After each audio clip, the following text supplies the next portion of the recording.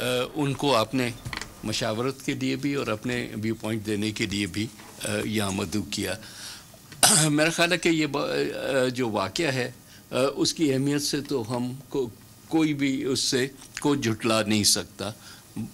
जो कुछ भी हुआ पाकिस्तान में, कम ही ऐसा कोई वाक़या आपको तारीख़ में नज़र आएगा जिसमें इतने हद तक मुल्क दुश्मनी के हद तक चीज़ें की गई।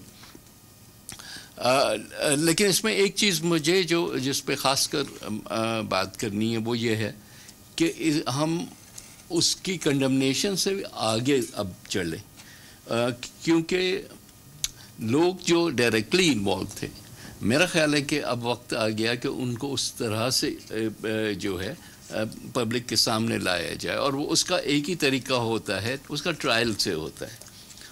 जब ट्रायल होगा अंडर द प्रेवेलेंट लॉज, तभी जो है आप पब्लिक एट लार्ज को भी पता चलेगा कि विथ एविडेंस वो लोग जिनके शवाहिद हैं, और शवाहिद बहुत हैं क्योंकि ऑब्वियसली बहुत सारी चीज़ें डॉक्यूमेंटेड हैं, वीडियोस पे हैं, कुछ फर्दर आपके पास एविडेंस आया होगा बियॉन्ड जो कि मीडिया पे भी चला है।